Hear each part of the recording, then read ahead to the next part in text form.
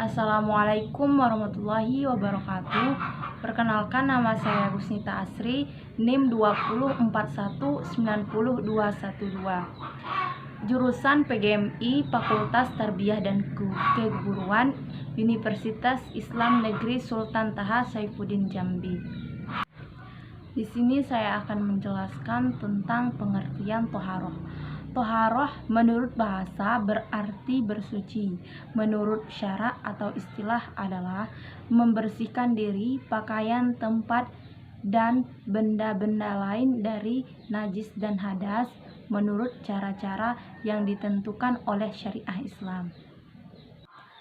Toharoh atau bersuci adalah syarat wajib yang harus dilakukan dalam beberapa macam ibadah, seperti dalam surah Al-Maidah ayat 6 yang artinya, hai orang-orang yang beriman, apabila kamu hendak mengerjakan sholat, maka basuhlah mukamu dan tanganmu seperti dengan siku, sampai dengan siku, dan sapulah kepalamu atau basuh kakimu sampai dengan kedua mata kaki, dan jika kamu junub maka mandilah, dan jika kamu sakit atau dalam perjalanan atau kembali dalam tempat buang air kakus atau menyentuh perempuan lalu kamu tidak memperoleh air, maka bertayamumlah dengan tanah yang baik atau bersih, sapulah mukamu dan tanganmu dengan tanah itu.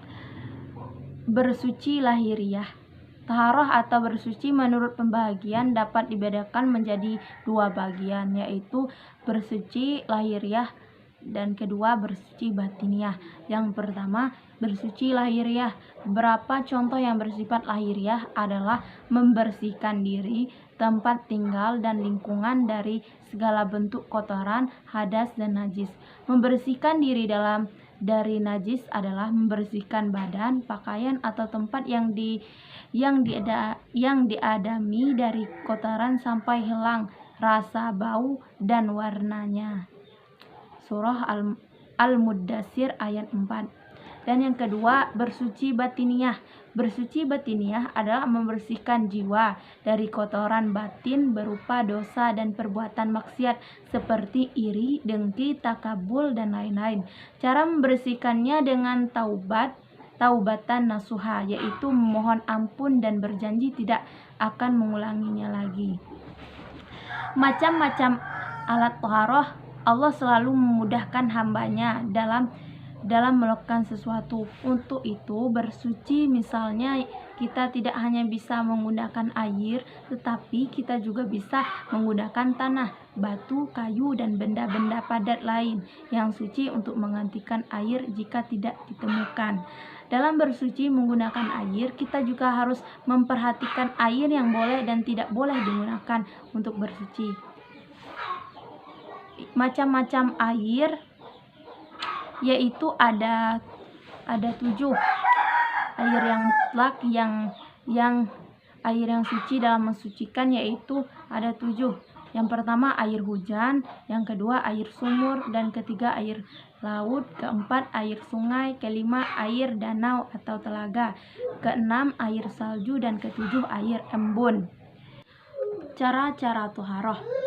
Ada berbagai cara dalam bersuci, yaitu bersuci dengan air seperti berwudu dan mandi junub atau mandi wajib. Ada juga yang bersuci dengan menggunakan debu tanah, yaitu dengan bertayamum, dan bisa juga menggunakan air, tanah, batu, dan kayu atau tisu atau kertas. Itu masuk kategori kayu, yaitu dengan beristinja. Cara-cara toharoh menurut pembagian najisnya. Yang pertama, najis ringan atau najis mukafafah. Najis mukafafah adalah najis yang berasal dari air kencing bayi laki-laki. Najis yang berasal dari air kencing bayi laki-laki yang belum makan apapun, kecuali air susu ibunya saja, dan umurnya kurang dari 2 tahun. Cara membersihkan najis ini cukup dengan memercikkan air ke bagian yang terkena najis.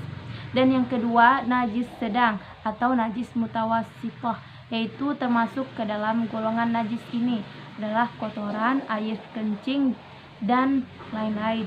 Cara membersihkannya cukup dengan membasuh atau menyiramkan dengan air sampai najis tersebut hilang, baik rasa atau bau dan warnanya. Dan yang ketiga, najis berat atau najis mughallazah. Najis berat adalah suatu materi yang kenajisannya ditetapkan berdasarkan dalil yang pasti, karena yaitu anjing dan babi. Cara membersihkannya yaitu dengan menghilangkan barang najisnya terlebih dahulu, lalu mencucinya dengan air bersih sebagai tujuan 7 kali dan salah satunya dengan tanah atau batu. Tata cara berwudu yang benar. Pertama, membaca niat wudu. Nawaitu wudu'a li rabbil hadasi asghari fardhan lillahi ta'ala. Artinya, saya niat berwudu untuk menghilangkan hadas kecil fardhon karena Allah.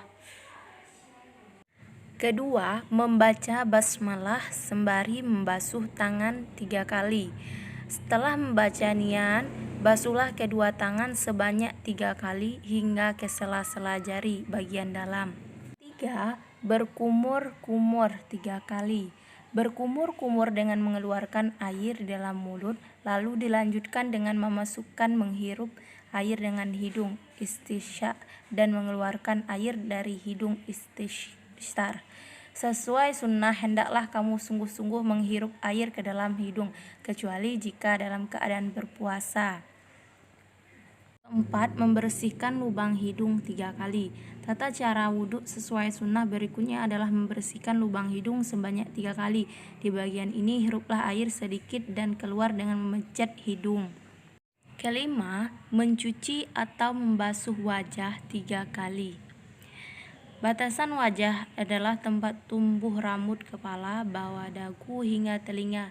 Begitu pula rambut yang ada di wajah tetapi dicuci meskipun tidak lebat, termasuk pula menyela-nyela jenggot.